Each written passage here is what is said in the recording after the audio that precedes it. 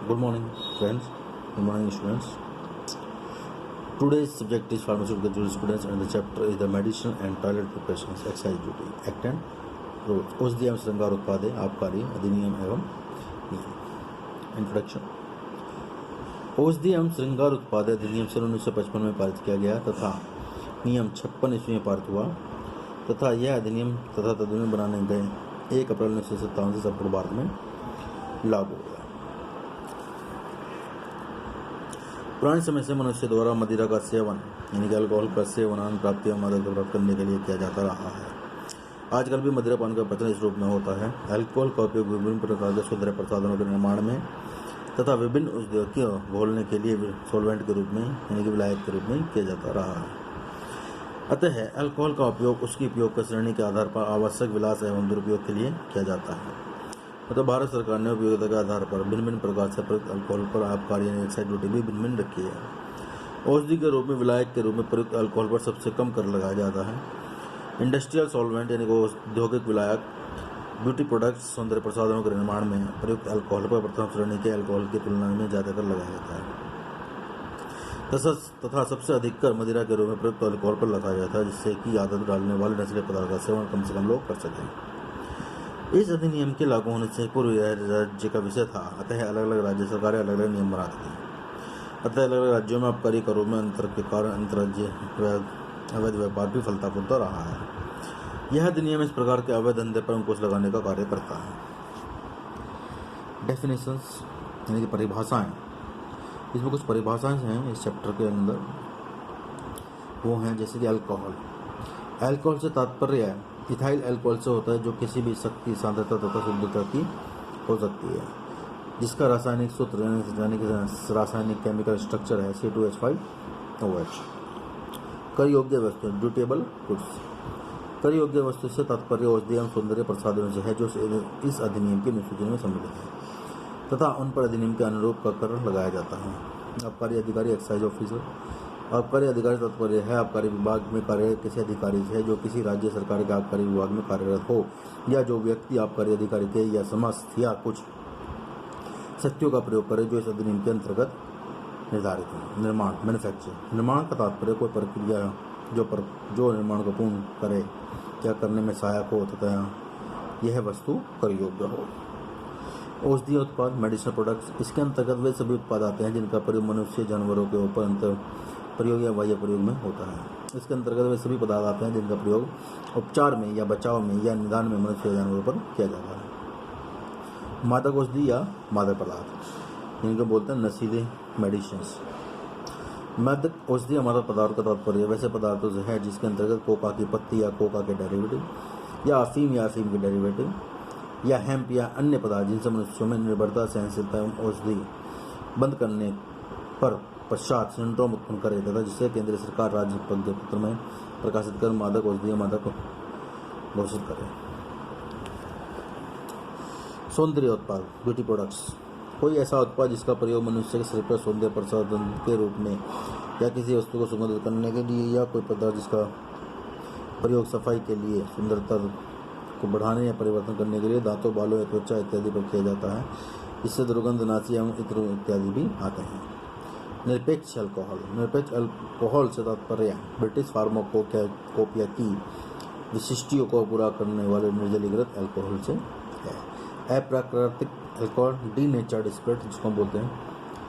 अप्राकृतिक अल्कोहल का तात्पर्य ऐसे अल्कोहल से जिसे मनुष्य के उपयोग के लिए अयोग्य बना दिया गया हो किसी भी सांद्रता में, जिसमें केंद्रीय व राज्य सरकार द्वारा अनुमोदित पदार्थ जो केंद्र सरकार द्वारा स्वीकृति हो मिलाए गए। Rectified spirit.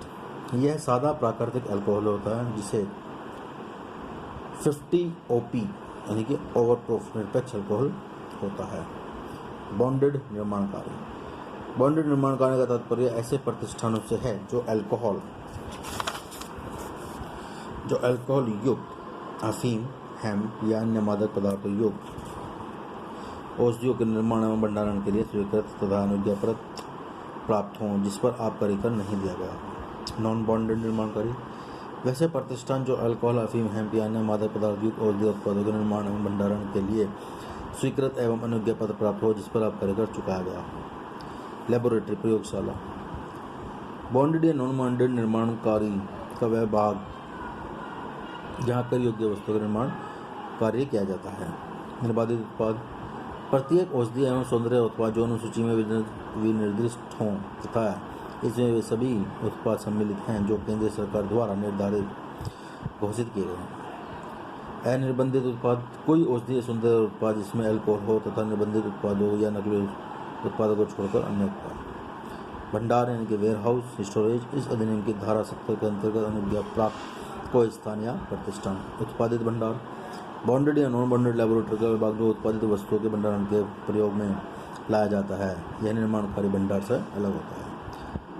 Spirit store bonded या नॉन बॉन्डेड लेबोरेटरी का विभाग जो अल्कोहल अफीम हेम्प तथा अन्य मादक पदार्थों के भंडारण के लिए प्रयुक्त होता है तथा निर्माणकारी लेबोरेटरी से भिन्न होता है। इसमें कर्मयुक्त या कर अदा किए गए पदार्थों का भंडारण किया जाता है।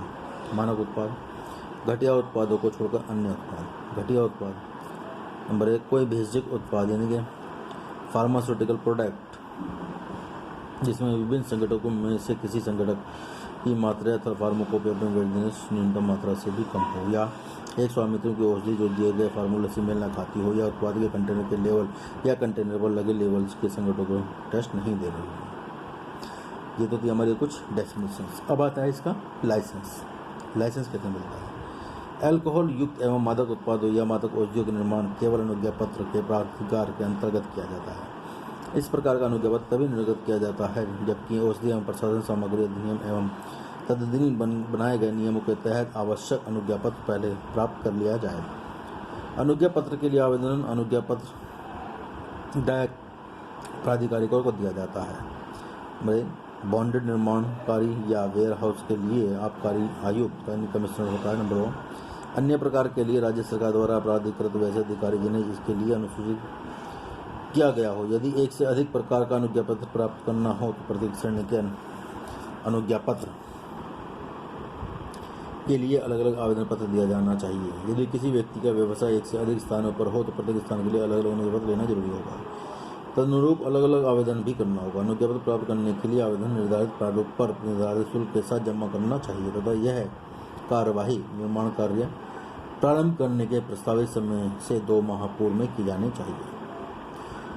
बॉन्डेड या नॉन बॉन्डेड निर्माणकारी के अनुज्ञा पत्र प्राप्त करने के लिए निम्न दस्तावेज सूचनाओं की संलग्न किया जाना चाहिए या दिया जाना चाहिए। उसमें क्या क्या आता है।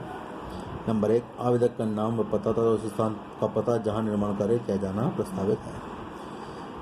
यदि आवेदक फर्म हो तो फर्म के प्रत्येक साझेदारों का नाम व पता और यदि कंपनी हो तो इसका पंजीकृत नाम व पता, इसके निदेशक का नाम व पता, प्रबंध एवं प्रबंध कारणीय प्रतिनिधि निर्दिष्ट किया जाना चाहिए। नंबर 2 प्रतिष्ठान में लगाई जाने वाली पूंजी का ब्यौरा देना चाहिए। नंबर 3 अनुमानित तिथि जिससे निर्माण कार्य प्रारंभ करना प्रस्तावित हो तथा बॉन्डेड प्रयोगशाला लेबोरेटरी कैश में निर्दिष्ट किया जाना चाहिए। निर्माण कार्य को पूर्णकालिक या अल्पकालिक आबकारी अधिकारी की आवश्यकता तथा आबकारी स्टाफ के लिए निर्माण कार्य से में क्वार्टर उपलब्ध कराया जाएगा या नहीं उत्पादक सूचना देना चाहिए। नंबर 4 अर्क खींचने का डैमेज स्टील बर्तन अस्थायी उपकरणों एवं संयंत्रों की संख्या जिसे आवेदक अपने प्रस्तावित निर्माण कार्य में लगाना या रखना चाहता है की सूची देना चाहिए। निर्मित उत्पाद में अल्कोहल की मात्रा तथा अधिकतम अल्कोहल की मात्रा एवं अफीम हेम्प या अन्य मादक औषधि के अधिकतम मात्रा तथा निर्मित एवं अनिर्मित उत्पाद में इनकी मात्रा इत्यादि की सूचना भी देनी होगी। नंबर 5 साइट का प्लान में नक्शा एवं एक्साइज अधिकारी के क्वार्टर व नक्शा इत्यादि दस्तावेज के साथ संलग्न करना चाहिए। नंबर 6 नगद धनराशि या राजकीय बचत पत्र जिसको कि बोलते हैं प्रोमिसरी नोट अनुज्ञा पत्र के साथ संलग्न करना चाहिए जिसके आधार पर अनुज्ञा पत्र जारी किया जाएगा। नंबर 7 आवेदक द्वारा औषधि एवं प्रसाधन सामग्री अधिनियम के अंतर्गत प्राप्त अनुज्ञा पत्रों की संख्या एक से एवं श्रेणी की सूचना दी जानी चाहिए। नंबर 8 आवेदक द्वारा निर्माण किए जाने वाले प्रस्तावित उत्पादों की सूची और अथवा इससे पूर्व वर्ष में उत्पादित उत्पादों की सूची जिसमें अल्कोहल मुक्त उत्पादों में अल्कोहल की मात्रा, अफीम की मात्रा, हेम्प की मात्रा या अन्य मादक औषधि की मात्रा वजन के अनुपात में तथा फार्माकोपिया जिसके अनुरूप निर्माण कार्य किया गया या प्रस्तावित है इत्यादि भी सूचना दी जानी चाहिए। ये आता है आपका आवेदन शुल्कों का विवरण। इसमें आता है अनुज्ञा पत्र का उद्देश्य, अनुज्ञा पत्र शुल्क बॉन्डेड लेबोरेटरी रुपये में, नॉन बॉन्डेड लेबोरेटरी रुपये में। ठीक है, ये आप इसको देख लेना, थोड़ा पढ़ लेना, उसके बारे में फिर हम आगे आपका नेक्स्ट स्टार्ट करेंगे।